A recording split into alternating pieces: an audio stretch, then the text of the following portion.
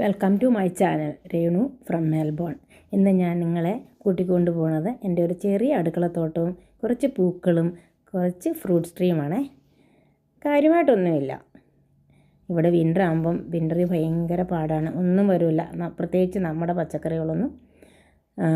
അപ്പം സമ്മറിൽ ഇതെല്ലാം, സമ്മർ എന്ന് പറഞ്ഞാൽ ഒക്ടോബർ തൊട്ട് ഇതെല്ലാം വിത്തൊക്കെ ഇട്ട് ഒരു നവംബർ ഡിസംബർ ആകുമ്പോൾ എല്ലാം കിളുത്ത് ജനുവരി ആകുമ്പോൾ നമുക്ക് പറിക്കാൻ തുടങ്ങും. ഇത് നമ്മുടെ നാട്ടിലെ ചുരക്കയാണ്, ലോങ് മെലണ്, റൗണ്ട് മെലണ്. ഇത് കുറച്ച് കരിമ്പ്, നാരങ്ങ ഉണ്ടായി തുടങ്ങിയിരിക്കുന്നു. കരിമ്പ് 2 ചുവടുണ്ട്. ഇത് നല്ല നീളത്തിലുണ്ടാകും, നല്ല പടവലങ്ങ പോലെ തൂങ്ങി കിടക്കും. ഇപ്പോൾ നമ്മുടെ നാട്ടിലും ഇത് അവൈലബിളാണ്.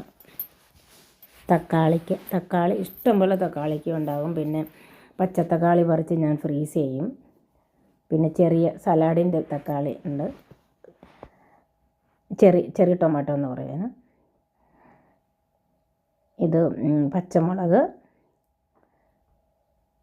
പച്ചമുളകൊക്കെ നല്ലോണം ഉണ്ടാകും.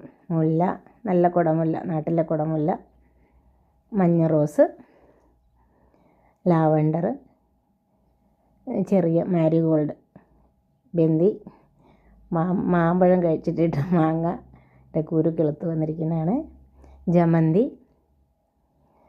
അപ്പോൾ എന്താ ഇതിൻ്റെ ഇടയ്ക്ക് ഞാൻ പൂ വെച്ചിരിക്കുന്നത് പറഞ്ഞാൽ, ഈ പച്ചക്കറികളെല്ലാം തീരുമേ വിൻ്റർ ആകുമ്പോഴത്തേക്കും ഇലയെല്ലാം കൊഴിഞ്ഞ്, ഇലകളെല്ലാം കഴിഞ്ഞ് ഉണങ്ങിക്കിടക്കും. ഇത് അപ്പോൾ ഈ അറ്റ്ലീസ്റ്റ് നമുക്ക് കുറച്ച് പൂക്കളൊക്കെ ബാക്ക്യാർഡ് കാണാമല്ലോ.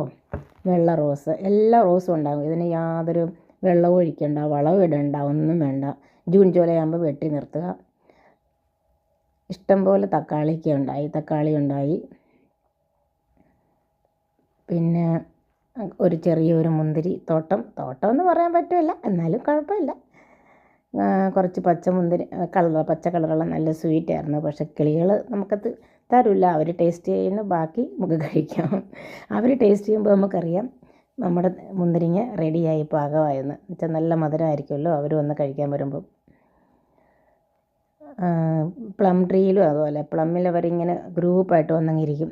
തത്തമ്മയും ഒരേ തത്തകളും പാരക്കീറ്റും റോസെല്ലാം എന്നൊക്കെ പറഞ്ഞ് അവരിങ്ങോട്ട് വന്നിട്ട് ഗ്രൂപ്പായിട്ട് വന്ന് ഒരു ബഞ്ചായിട്ട് വന്ന് അതിനകത്ത് കയറും, തിന്നും, ബാക്കിയെല്ലാം കുലുക്കി താഴെ ഇടും.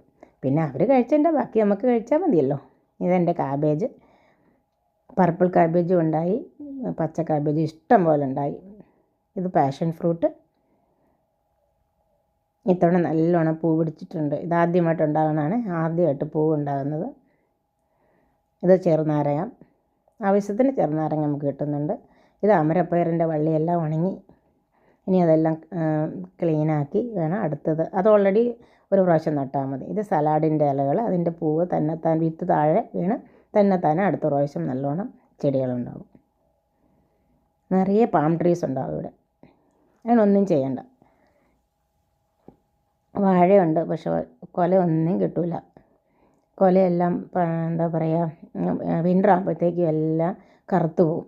അപ്പോൾ അറ്റ്ലീസ്റ്റ് വാഴപ്പിണ്ടി അതിൻ്റെ പൂവും കിട്ടും. പിന്നെ ഈ കാറ്റ് വരുന്നതിന് മുമ്പ് തന്നെ അത് പറിച്ചെടുത്താൽ അടയുണ്ടാക്കാനോ മീൻ വയ്ക്കാനോ ഒക്കെ അതിന് ഉപയോഗിക്കും. നോക്കി, വാഴ കൂട്ടമായിട്ട് നിൽക്കും, പക്ഷെ ഒരു പ്രയോജനമില്ല. പക്ഷെ വാഴപ്പിണ്ടിക്ക് നല്ല ടേസ്റ്റ് ഉണ്ടായിരുന്നു. പിന്നെ ഇത് വീടിൻ്റെ ഫ്രണ്ടിൽ കുറച്ച് കോളാമ്പി പൂവ്.